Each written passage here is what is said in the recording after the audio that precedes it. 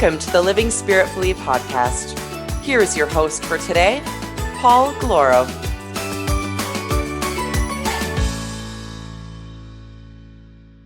It is our final episode of the Living Spiritfully podcast of 2023. And it is, well, actually not exactly the last episode, the last proper episode. Next week, we do have a bonus.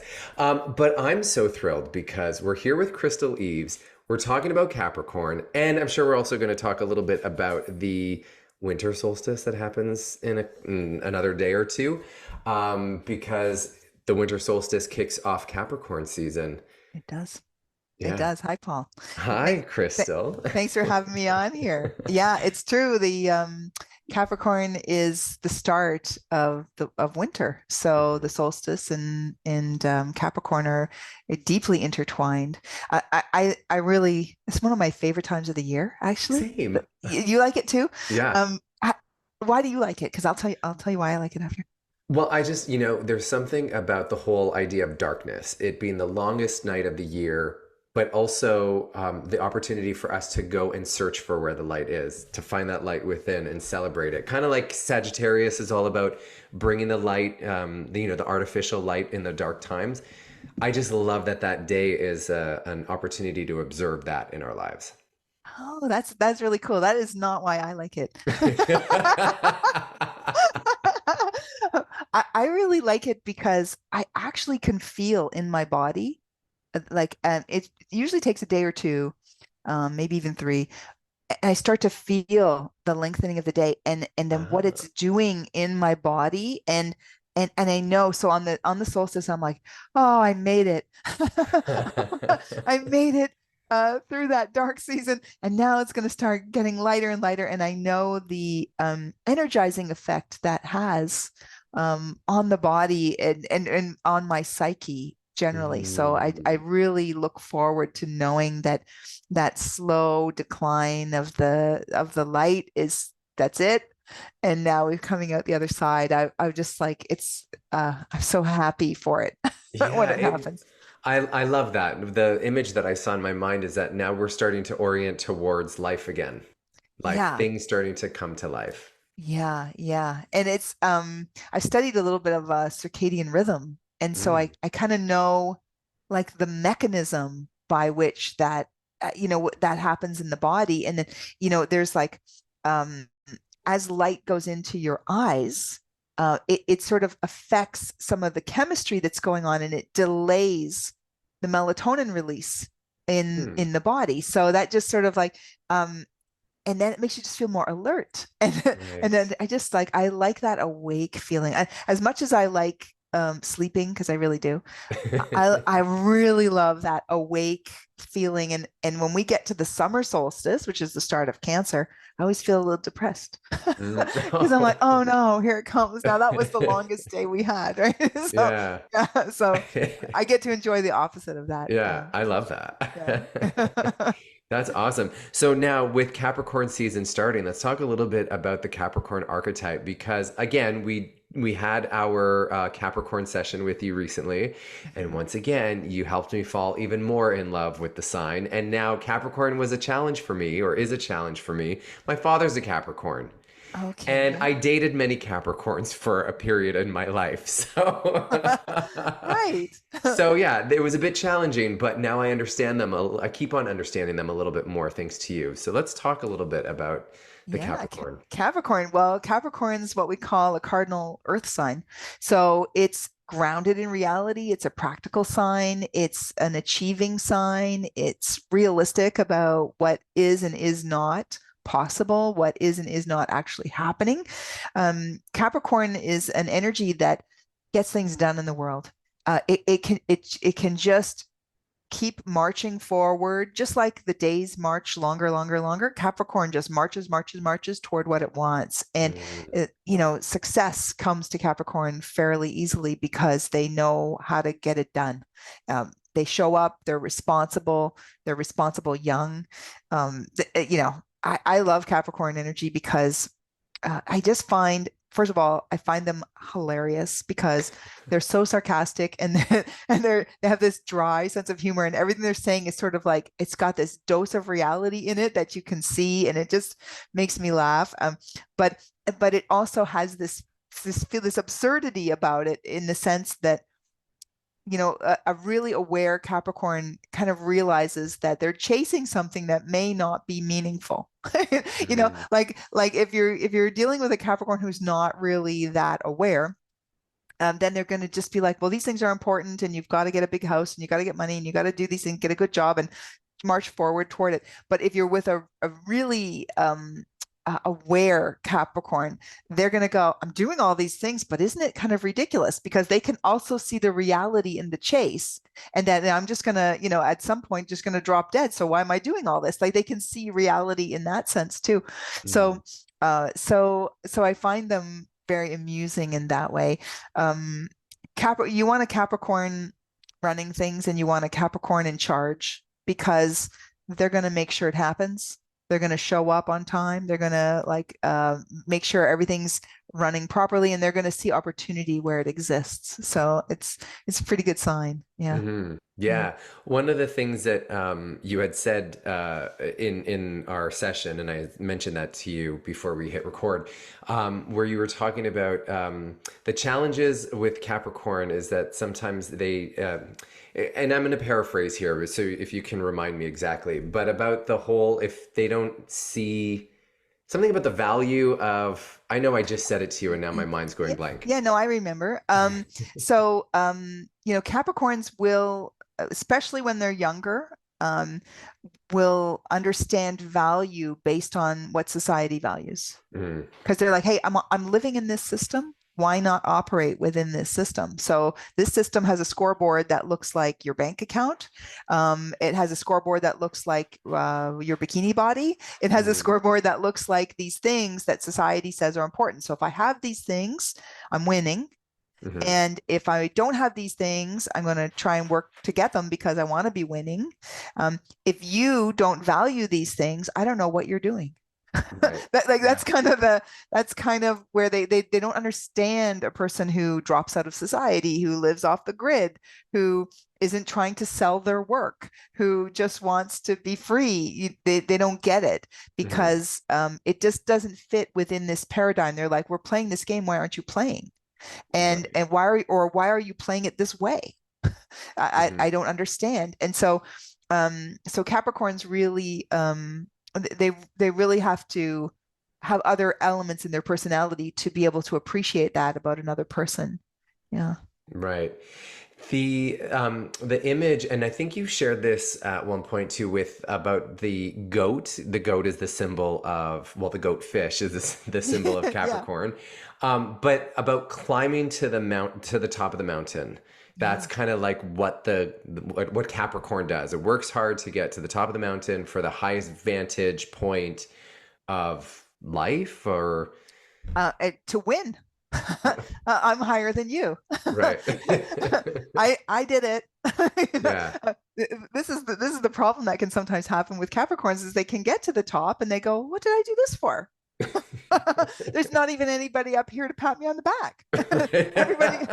Everybody I want to talk to is underneath me there, and I can't even see them from here, Right. So this is a dilemma that sometimes Capricorns have, is they can be really high achieving, and then when they do achieve things, they might say to themselves, well, what was that for? Was that for me? Was that for society? Why am I playing this game anyway? Because once they know they can win it, then they can question it. So if you see a Capricorn who's going through like a soul search time, it's quite often because either they have achieved nothing and they're feeling really terrible about themselves, or they've achieved everything they thought would make them happy and it didn't. So this becomes a problem for them. This is where I like Ryder Carroll's idea about what a goal is. I thought it was the most beautiful expression of what a goal is. Are you aware of who Ryder Carroll is? He's bullet journal. Bullet journal. Yeah. Have I mentioned this before? His idea of the lighthouse? No, I don't think so. Oh, it was brilliant. I really, really loved it. He goes, well, the best thing to do when you're making a goal, now goals are a Capricorn thing. So the best thing to do when making a goal is to shoot, to align the goal with your values. So if your value is, I want to be a healthy person, then maybe my goal would be, I'm going to eat, get to a certain weight. I'll work out at the gym this much. Maybe I'll run a marathon, different sort of things like that. He says, but don't make the goal, I'm going to get to a certain weight or I'm going to run a marathon, because once you do it, it's over. And once you get there, like, you don't know when you name the goal. This is what he said. You don't know when you name the goal if it's actually going to be meaningful to you until you get closer to it. And so if the goal is the thing you're really, really shooting for, and you have to abandon it because it's not really measuring up as you're approaching, you can feel really lost. But if you're tied in more with your value system, you just name another goal. You just name another goal, name another goal. So Capricorns are really, really goal oriented. And I think they would benefit from sort of thinking about the goals in a way that it ties into some larger sense of who they are.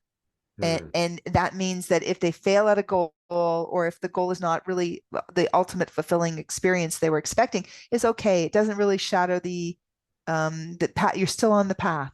So he says, like, the goals are like lighthouses, and they sort of point you towards something, but they're not the destination. They're never the destination, the lighthouse.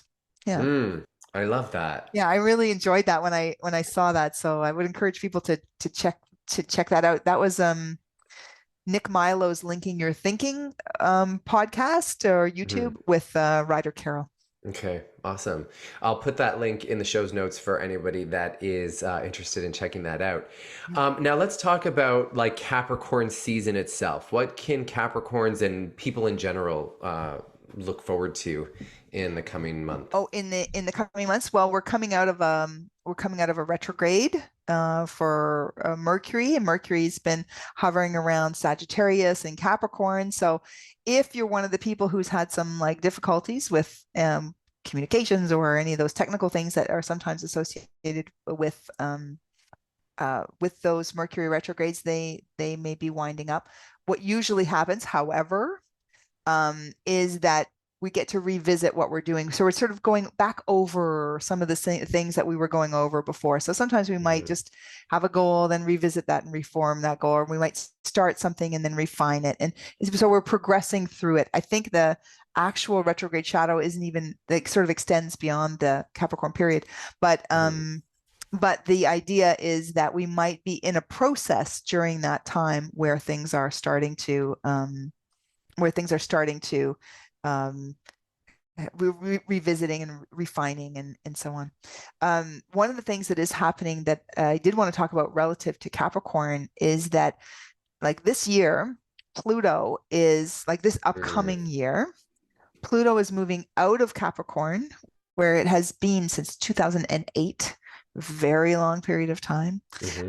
And it's sort of like a glacial sort of effect, and moving through all of the Capricorn people since 2008, slowly challenging them and at various times to transform. So we have the last hurrah of Pluto. It's happening between the end of this calendar year and the early part of Capricorn like season in 2024. And if you're born around the 19th of January, so you're at the very end of Capricorn, you might be in a deep transformation at this point, and you might be following through with that transformation right up until the fall of 2024, at which time Pluto's out finally of Capricorn and off into Aquarius. So one of the important pieces of this period that we're coming into right now is that we have, like, kind of the last hurrah of Pluto right as the season, as the year is switching to the new year, and we're going to have like its last kick at the can. When Pluto first came into Capricorn back in 2008, you'll remember we had a banking crisis that happened. So as it goes out, sometimes it kicks the door on the way out. Right?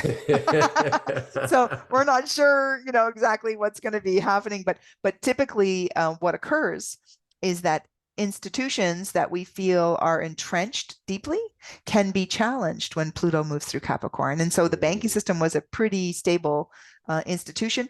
What institution is going to be challenged in 2024? That's left to be seen, but I think you're going to get a real hint of it as you come into the beginning part of this year and even the end of this next year and the end of this year that we're currently in. Right.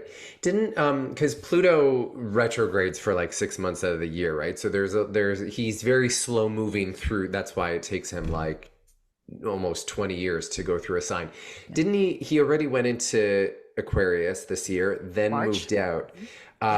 And stuff started to happen around the Pluto and Aquarius stuff at the beginning of this year, didn't it? Yeah. So it was March of 2023 when Pluto first made its first entry into Aquarius. And so we're kind of in a swing year as it's doing both things, both Aquarius and Capricorn. That's when a lot of the COVID mandates lifted, and people started to come back into their I guess modified reality after having gone through that for several years. Right. So 0 degrees of Aquarius was very connected to COVID.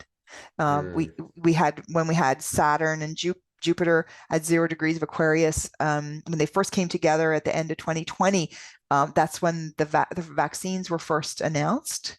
And then the restrictions started lifting when Pluto came into that. So we're having some developments that are more kind of global that are happening. But there have been other geopolitical developments that have been going on strongly this year too, and so they may be highly activated as Pluto makes that move in. But it's going to be doing this thing back and forth, just as Pluto is still trying to move out of Capricorn during the year. Yeah. Wow. So exciting times ahead. Yeah, or something. Interesting times. Exciting, interesting. These are sort of like we're not going to qualify which direction they're interesting. But in terms of like people who are Capricorns who are living through this time, if a person is born, like one of the nice things that's been happening for Capricorn generally is that we have had some energy moving through Taurus, which is the planet Uranus, and it's been moving through Taurus for a few years now, and it's getting toward the later degrees for 2024.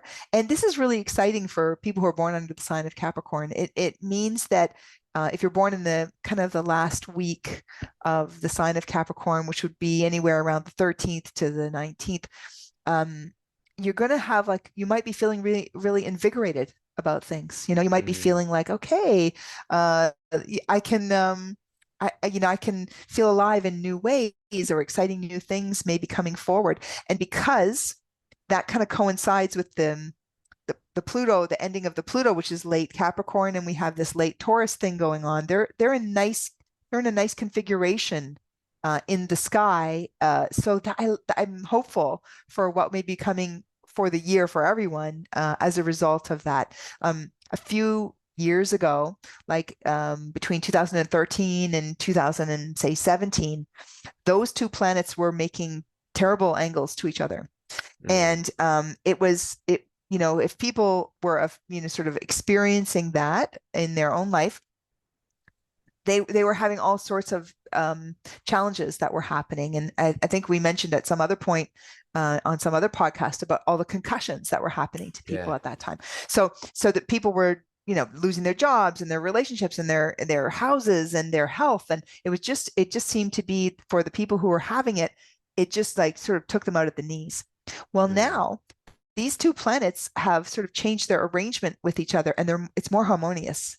So it means that somebody who is being affected by the Pluto or the Uranian energy is going to have support from that other planet, rather than to also be challenged by that other planet. And so it means that I'm hopeful.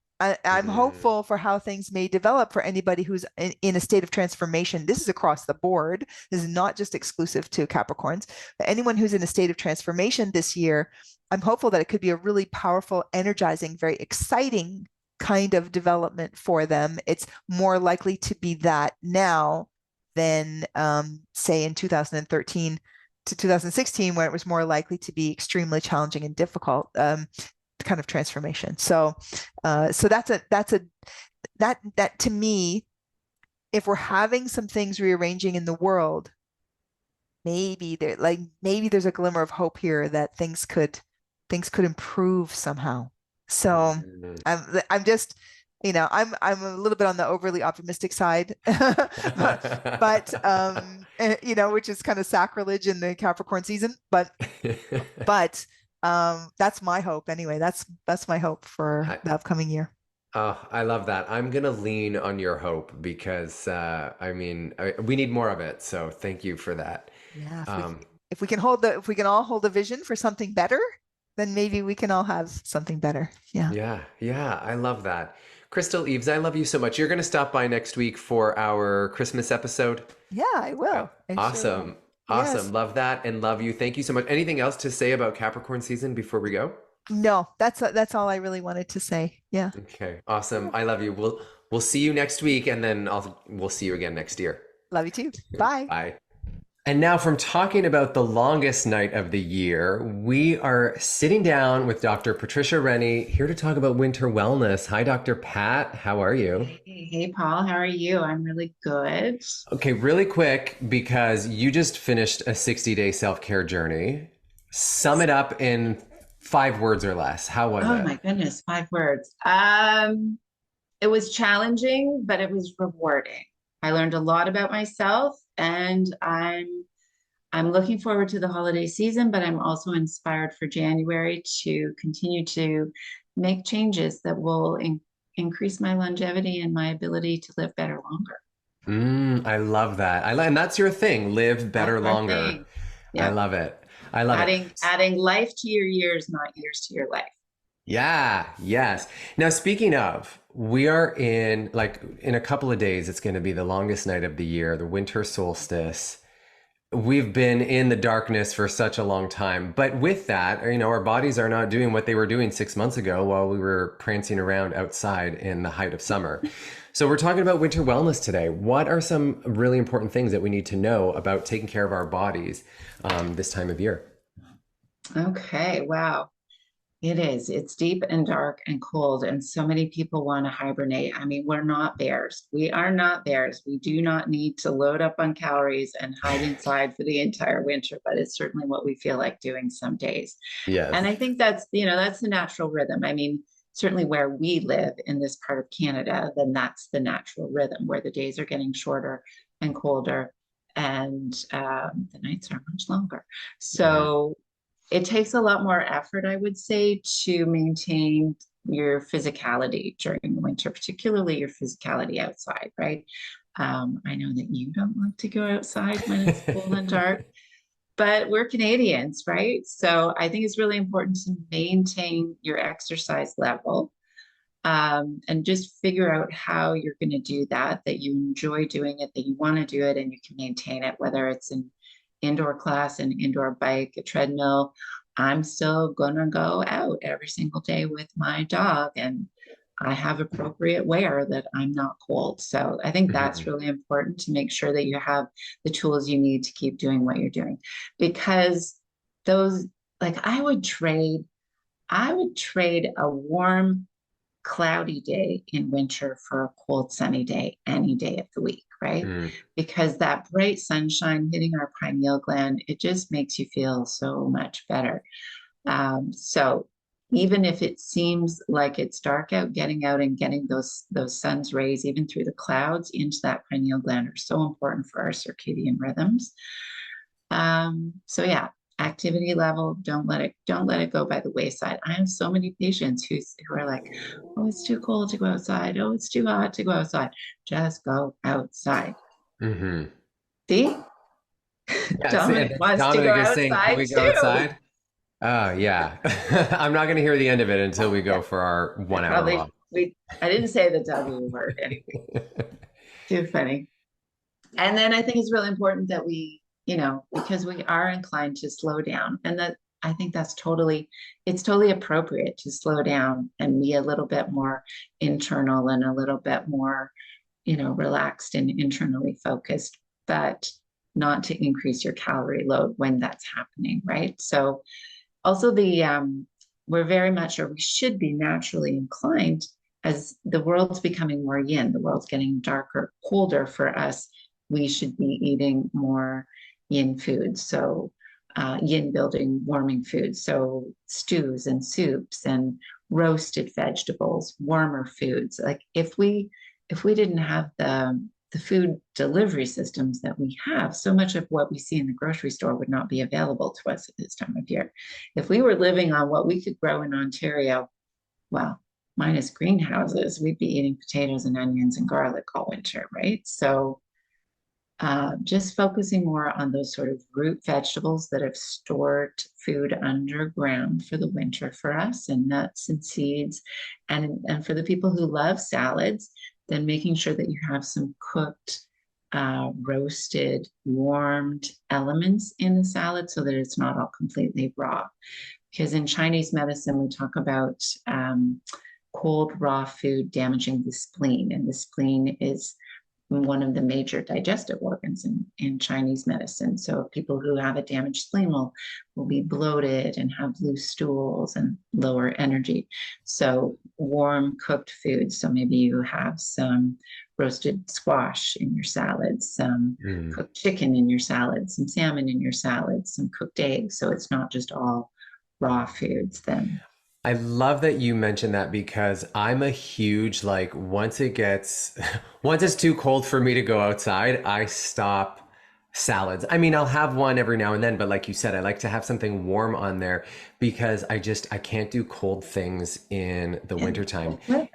Yeah. Even my smoothies and stuff. I mean, I'm not heating them up, but like I take my stuff out of the freezer and I let it sit on the counter before I blend it up and take it. So it's room temperature at least, instead of yes. And I certainly have a lot less smoothies in the winter. I can't eat oats anymore, but obviously oatmeal is a great warming food to have in the winter for breakfast. But when I do make a smoothie in the winter, then I try to add some warming elements like ginger and cinnamon, so that at least there's a bit of a warmer energy coming into it. Yeah. Yeah, absolutely. Now, our first conversation that we had when you were on Heart to Heart last year, you corrected me where I said, let's boost our immune system. You said, no, let's balance. So let's talk about some of the things that all the stuff that you've already mentioned is going to be super beneficial for our immune system, because it will keep us in balance with nature. But what are some other things that we can keep in mind specifically related to the immune system? So just in terms of, I think it's super hard, at least in the environment where you and I live in the winter, to get all of the nutrients that you need from your food. So vitamin D, we did a whole talk on vitamin D. So from this time of year, well, even like October until April, even if you go outside naked and stand out there in the sun in December, you can't make vitamin D, because the angle of the sun has changed, that it's not going to penetrate the skin. So there's a good 6 months of the year that, no matter what we do, we're not manufacturing. And people think, oh, I was outside all summer, I have enough. But I just really need to hammer home this point that, number one, get your levels tested, because we need to know where we're starting from. And number two, supplement accordingly, and then test again, because this is a big issue that's come up. So a lot of these things that people have been doing for immune boosting since the big virus hit 3 years ago, vitamin D and zinc, supplements are not without the potential for harm, right? If we overdose them, if we take them when we don't need them. So vitamin D in particular has toxic levels, and I see people are just like gobbling it up since the virus, but they've never tested their levels, so they don't know where they are. And they can go back to that podcast and we see what the optimal levels are. But zinc, everybody takes zinc now for immune boosting. Zinc is great at the beginning of a cold or flu, especially if it starts as a sore throat, because zinc inhibits viral replication.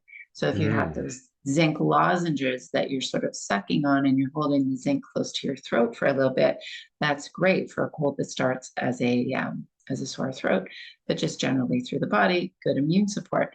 But if you've been taking it every day for the past 3 years, and you haven't been taking any copper, zinc will deplete copper in the body. So you should probably get your blood levels of zinc and copper tested if you're doing that, and or take a break from the zinc and just take it when you feel something started and you're actually sick. Mm-hmm. Yeah. So look into that, the zinc, the vitamin D, vitamin C. I typically just take 1,000 units of vitamin C every day because it's very hard to get that kind of quantity from food. And the recommended daily allowance for vitamin C is like 60 milligrams. That's just enough to keep you from having scurvy. So we really want, like literally, right? That's what the recommended daily allowances are, just to keep you alive. They're not to keep you healthy. So just because you're eating an orange every day, it doesn't mean you're getting enough vitamin C. So I ramp those things up if I feel something coming on, if I'm getting sick or people around me are sick. But every day I would do 1,000 units of vitamin C typically. So C, D, zinc, and then probiotics. Probiotics are really important for balancing that immune response, Th1, Th2 immune response. So I don't necessarily take them every day. I might pop one in my smoothie when I have a smoothie, but that's a good thing to keep in mind, even if you haven't had anything that you think is disturbing your microflora recently. Mm-hmm. And then staying hydrated. So maybe it's harder to drink the cold water in the winter, but hydrating with teas, warming herbal teas like ginger. I love ginger tea all winter long. That's what I drink. But any good herbal tea, just to make sure you're still hydrated, because it's when, we've got the heat on, the environment's dry because the air can't hold the moisture. And then we sort of dry out. And as soon as you have an opening in the nasal passages, the mucous membranes, then a virus can get in. So you want to make sure you stay hydrated. And then that brings me to our omega-3s, right? So fish oil to keep all the cells lubricated. And winter is a nice time, especially for kids. Winter is a nice time to do cod liver oil instead of just regular omega-3, because cod liver gives you a little bit of vitamin D, vitamin A, which is really good for the immune system and the mucous membranes, and the EPA and DHA. So cod liver oil is great for kids in the winter, and it doesn't taste like it used to taste when our parents used to take it. Cod liver oil is really, they've really figured out how to get the benefit out of those oils without the taste, and they mask the taste. So don't worry about that. They're really good. Okay, awesome. I know you're also a huge fan of hot-cold therapy. With your trips to the Scandinave or the Nordic spas. And that's still something that is beneficial for us to do in the wintertime, correct? Even though it's outside. That's the one exception I'll make about being outside in the winter. You will? Is if I'm soaking in a hot tub. Yeah. Oh, yeah. No, I thought you were. The hot tub piece is easy. I can, and it's one of the reasons, I never wanted a hot tub. My husband wanted one so much, and he uses it every single day, summer, winter, all year round. I don't know anyone who does it more than him. But it's one of the things I love about it is that it forces me to go out in winter and walk through a really cold environment to get to a warm one. My difficulty is like doing the rolling in the snow thing after. I have made attempts. I'm not quite amazing at that yet, but that's a big goal for 2024, right? Is the working on that hot, cold, because it's so good for our immune system, for our circulation. And I love, it's kind of related. So hydrotherapy. So there's lots of indoor hydrotherapy treatments that you can do if you start to feel a bit of a cold coming on, a bit of a runny nose, ear pain. Then the cold socks or warming socks treatment is really good for that. So you take a pair of cotton socks, your sporty cotton socks, run them under the coldest water tap you can get, bring them out, put them on your feet, and then dry wool socks over top. The wool will insulate, keep your feet warm. You go to bed, all the circulation from up here gets drawn down to your feet to warm up your feet. So the sore throat, the runny nose clears up while you're sleeping, and then you can sleep. You're not, right? Right. And wake up in the morning with nice dry feet. And if you do that at the very beginning, day 1, day 2 of a cold starting, you will often just abort it. Oh, interesting. I love that. So many hot tips from you today for our winter wellness. Is there anything else? What would you say is, out of all the stuff that you've said, or maybe something you haven't said yet, is kind of, I know you like balance, but if there was only one thing that somebody had the ability to do, what would you say is number one for winter wellness? I think taking the vitamin D, because Taking it's vitamin D. impacting every single cell in the body. And I really encourage people to go back and listen to that podcast about D, because it's so, so, so important. And there's a lot of great information, and I learned so much about vitamin D that I didn't know about for that conversation. So Yeah. thank you so much for that. Dr. Pat, are you coming by for Christmas? Yay!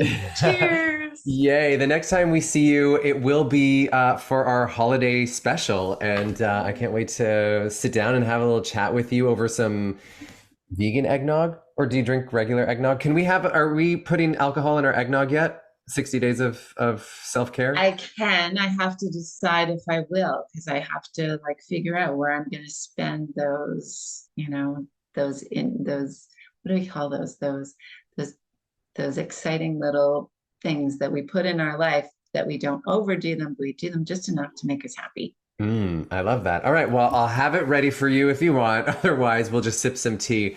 I love you so much, Dr. Pat. We'll see you next time. Okay. See you soon. And here we are having our morning cup with Jackie Talley. Jackie Talley. This is our like official last meeting of 2023. I know we have one more coming up next week. That's our bonus episode. But this is our last episode of Life in Tights with Jackie.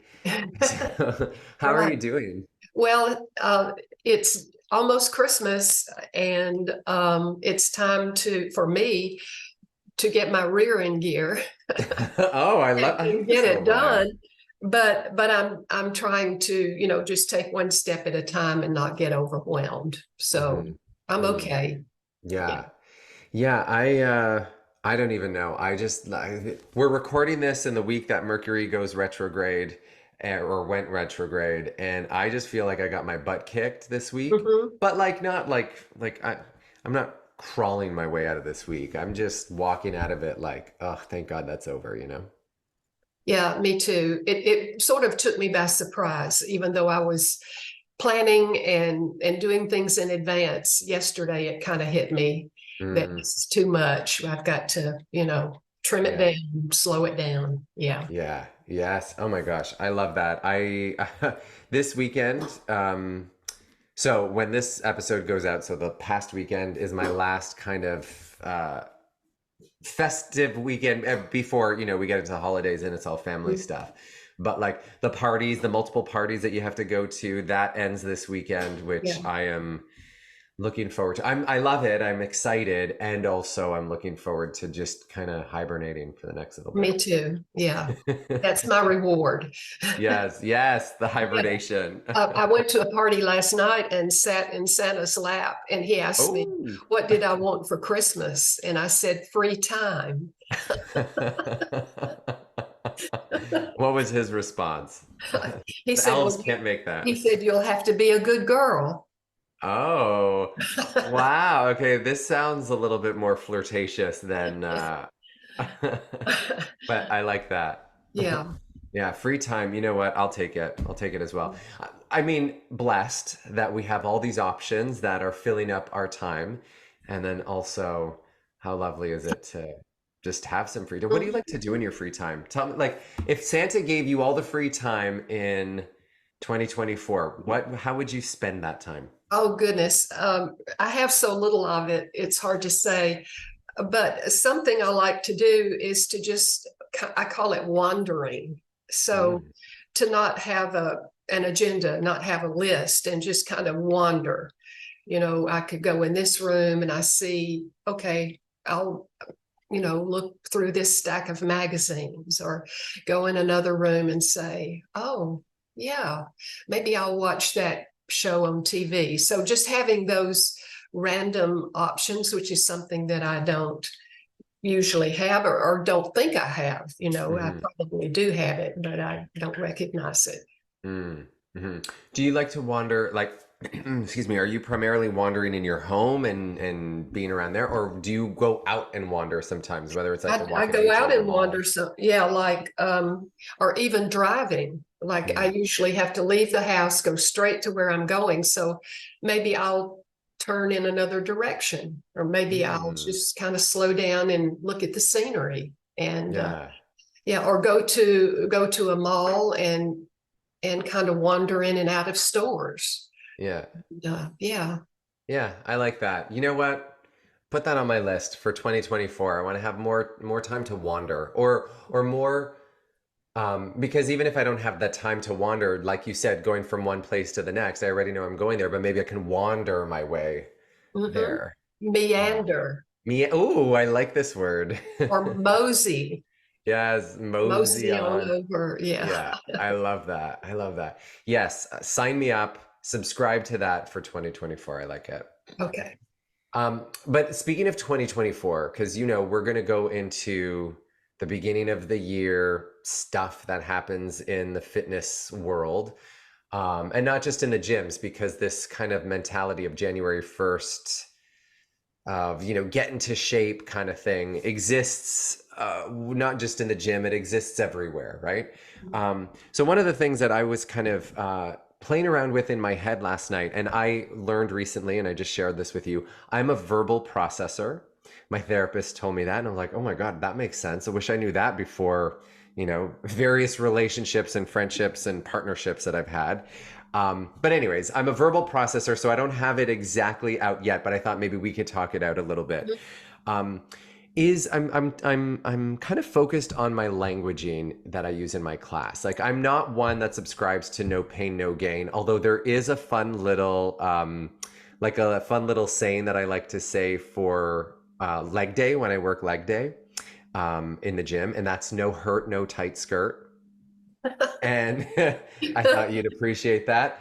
So that's like, well, that's my motivator. I'm like, no hurt, no tight skirt, meaning, you got to work your legs good. So, Mhm. um, although that still isn't very much aligned with my philosophy of why moving our body is so important and why resistance training is important, etc. But I just think it's cute.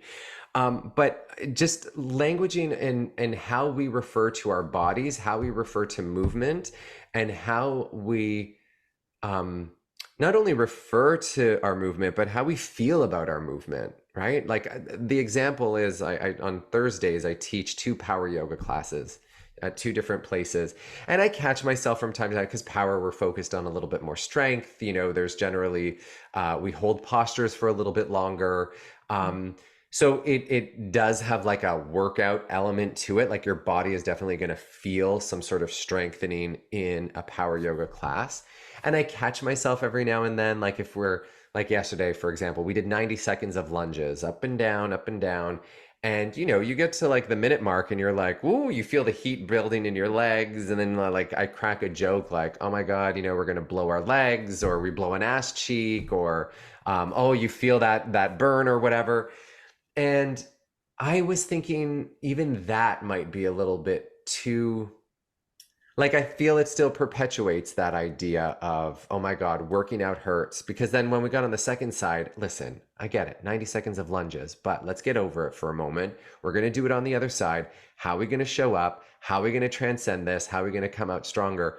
But the initial reaction is like, oh no, it hurts. Oh gosh, I don't want to do that again. You know what I mean? So Mhm. I'm just kind of like trying to think of like what can I focus on in 2024 to reframe my languaging around everything. I don't want to eliminate the fun, but I still want to encourage people to look at their bodies and look at their movement differently and come from a place of love and excitement rather than, you know, Mhm.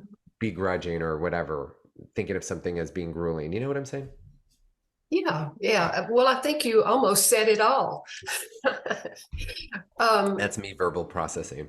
yeah, what I see is that when there's a new person, whether it's a dance class or an exercise class, a new person who hasn't exercised or moved their body or even been aware of their body for a while, they're a lot more sensitive Hmm. And they may take what you say as you're joking around with the regulars, and they may take it, in a different way. I'm not sure how you change your language for that, but I do think that these new people need to get into their body. And if you say arm, if you say lift your arm or extend your leg, all of those to me are body cues. And then your brain says arm, leg. And now I'm thinking I have a leg, I have an arm. But then there's another thing that I thought of. Shannon Fable did a great little short video on the ACE website the other day about telling people in the beginning what you're going to be doing so that they'll know how to budget their energy. So, you don't just throw this out there and like, am I supposed to do the most work right now, or do I need to save a little bit for another one that she's going to throw out at me? So I think that's really important. And I, as a student, want to know that. How am I going to budget my energy throughout the class? And I think with cueing and what we say and how we say it, I think it's really important.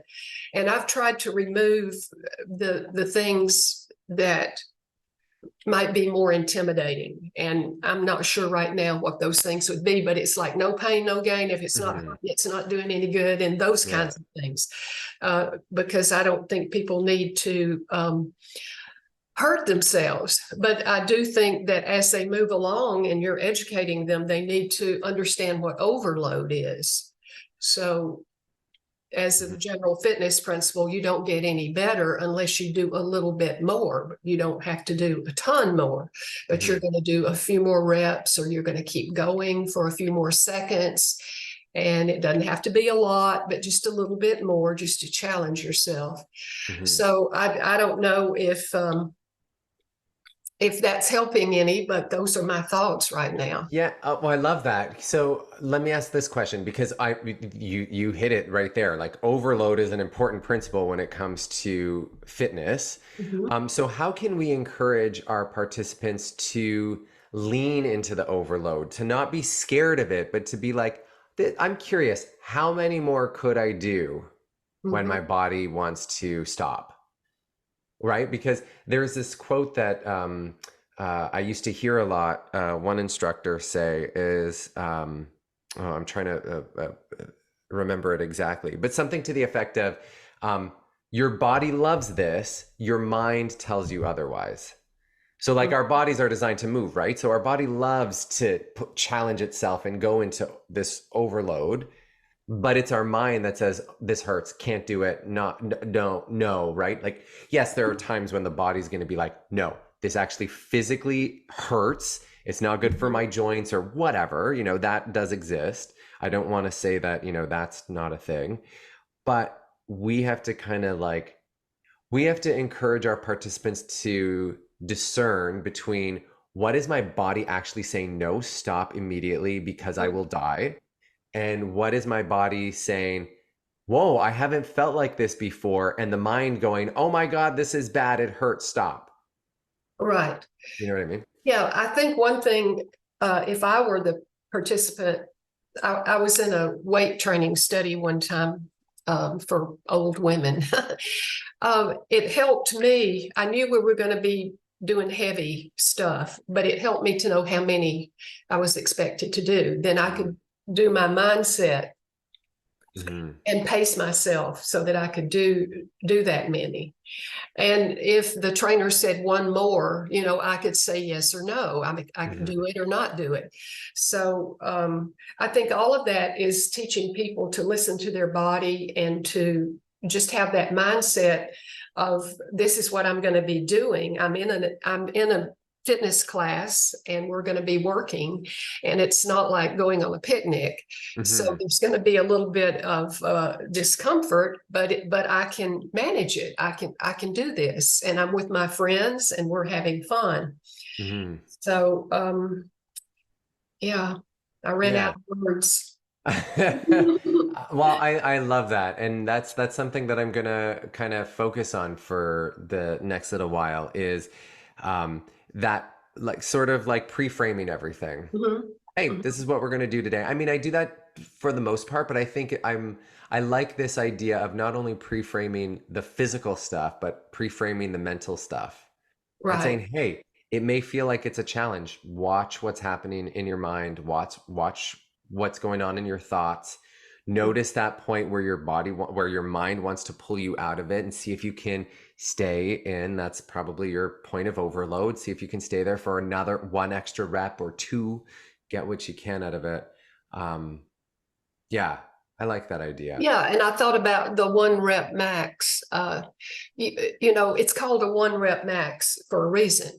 It's how much you can lift or do for 1 repetition.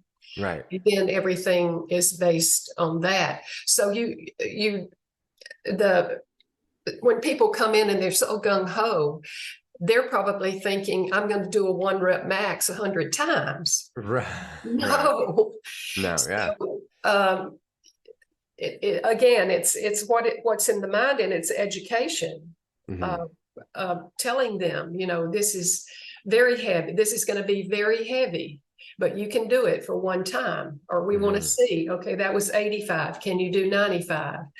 And so on. But yeah, I guess what we're talking about is that there's a lot of mental work and education that needs to go into this. Yeah. Yeah, I think that's absolutely it. I like that. You've given me a lot to reflect on, and I still have some processing to do, but I'm looking forward to bringing that in. My big thing is I just want people to love their bodies and love what their bodies do and love how their bodies do it. And feel good when they're moving. And feel good when they're moving. Exactly. Like, because otherwise, what's the point? I mean, I mean, a lot of us disassociate from our bodies because it doesn't feel good to be in our bodies. So let's go into a movement experience, find out what feels good, and then celebrate that. Yeah. All right, let's do that. Jackie, I love you so much. We're going to see you next week for our special holiday episode, which I'm super excited for because we're going to reflect on 23 and talk a little bit about intentions for 24. Oh, that's great. Yeah. Okay. Yeah. So I love you. You look gorgeous. I love your cherries in the snow. And we will see you all again. Listeners, thank you so much for listening. That is it for 2023 and our Living Spiritfully podcast. Remember, next week, our bonus episode, you're going to hear from all of our co-hosts. And we'd love to hear from you. So send us a message, me at paulgalloro.com, or wherever you're listening to this, write in the comments, or on Spotify. Tell us what you think about the show. We love you. Jackie, I love you. We'll love you, Paul. See you later. Bye.